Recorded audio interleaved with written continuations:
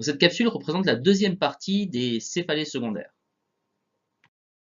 Alors, il y a comme prérequis, on va avoir donc les céphalées secondaires, première capsule, et l'examen neurologique central et les tests neurologiques centraux, ainsi que d'autres capsules que vous pourrez regarder qui seront moins en lien directement, mais qui vont permettre peut-être d'améliorer vos connaissances sur d'autres domaines qui sont relativement proches. L'idée, c'est de mettre en place un examen clinique en neurologie dans un contexte de diagnostic d'opportunité ostéopathique afin de réorienter toujours le plus efficacement possible votre patient. Donc dans les céphalées secondaires, on avait vu qu'il y avait d'autres critères de céphalée, le siège de la douleur, la durée des crises, la fréquence des crises, la description, les caractéristiques de la douleur, etc. etc. Nous proposons de les revoir de manière détaillée sous forme de tableau. Alors dans ce tableau, on peut voir l'épidémiologie de la migraine, des céphalées de tension, des algies vasculaires de la face et des névralgies classiques du trijumeau. On voit que la migraine touche quand même 10 à 20% de la population générale adulte, avec une majorité de femmes. On va différencier dans les céphalées de tension épisodique, les céphalées de tension épisodique qui sont peu fréquentes, donc qui arrivent pas très souvent, donc là ça peut arriver à tout le monde, des céphalées de tension épisodique fréquentes, qui touchent 14,2 personnes pour 100 000 habitants. Alors, les algies vasculaires de la face, ça touche une personne sur 1000 dans la population générale, avec une prépondérance pour les hommes, sachant que le tabagisme y est associé, il y a une comorbidité de 85%. Pour la névralgie, 4 cas sur 5 sont plutôt après 50 ans, et ça reste une maladie rare, mais on a un sexe ratio de 3 femmes pour 2 hommes. Alors le siège de la douleur, pour la migraine, unilatérale, voilà, souvent à bascule. Pour la céphalée de tension épisodique, c'est plutôt occipital et cervical haut le plus souvent, des deux côtés.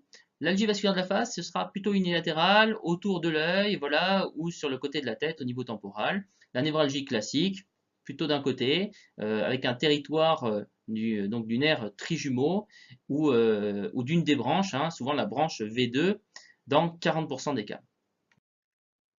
La durée des crises, pour la migraine, de 4 à 72 heures sans traitement. La céphalée de tension, c'est beaucoup plus, ça peut être à la fois beaucoup plus court, ça peut durer 30 minutes, mais peut durer quand même jusqu'à 7 jours. L'algie vasculaire de la face, des crises donc de 15 à 180 minutes. Et la névralgie classique du trijumeau, ça, ce sera des débuts et des fins brusques qui peuvent aller de 3 à 120 secondes. Donc de 3 secondes à 2 minutes.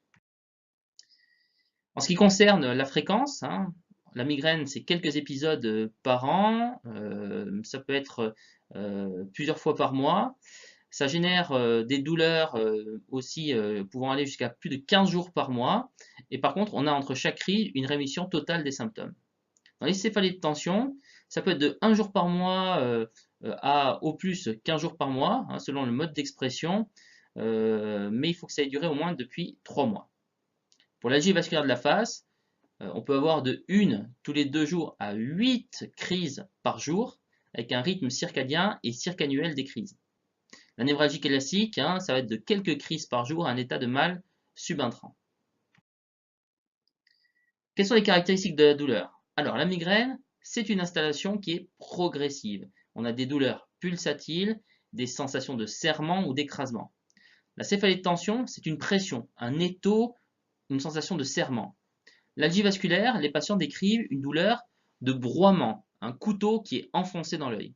La névralgie classique, on a des décharges électriques, c'est très nerveux, on peut avoir un coup de poignard, il y a une notion aussi de trigger zone, de point gâchette et de période qui va être réfractaire. Pour l'intensité de la douleur, la migraine, ça peut être de forte à très forte, entre 7 et 8 sur l'EVA. La céphalée de tension peut être souvent mieux supportée, légère à modérée. L'algie vasculaire de la face sont des douleurs que les patients décrivent comme étant insupportables. Et la névralgie classique, les gens décrivent cette douleur comme étant intolérable. Alors, par quoi c'est aggravé? À l'effort, la migraine, oui, et tous les autres, non. La phonophobie, le son et la photophobie, la lumière. La migraine, oui. Par contre, il n'y a que l'algite vasculaire de la face qui peut être exagérée par les deux. Les autres, il n'y a pas d'influence de ces facteurs. Nausées et vomissements, migraine, oui, dans 90% des cas. Céphalée de tension et névralgie, non. Enfin, névralgie classique du trigemeau, non. L'algie vasculaire de la face, de temps en temps. Qu'est-ce qu'on a comme signe neurovégétatif? Alors, dans l'algie vasculaire de la face, on va avoir ce larmoiement et une injection conjonctivale d'un seul côté. On peut avoir une sensation aussi de nez bouché, ou au contraire de rhinorrhée. La névralgie classique du trijumeau, on peut avoir aussi quelques troubles végétatifs, neurovégétatifs. Pour l'aura, la migraine, ça reste assez fréquent, 10 à 20% des cas, alors que les autres, c'est extrêmement rare. Ensuite, comme signe divers, pour la migraine, surtout avec aura, qui peut constituer un facteur de risque vasculaire, cérébral indépendant. Pour la céphalée de tension, on va avoir un risque de surutilisation et d'évolution vers une céphalée par abus médicamenteux. Il existe aussi un mode d'algie vasculaire de la face qui est épisodique et un mode qui sera plutôt chronique.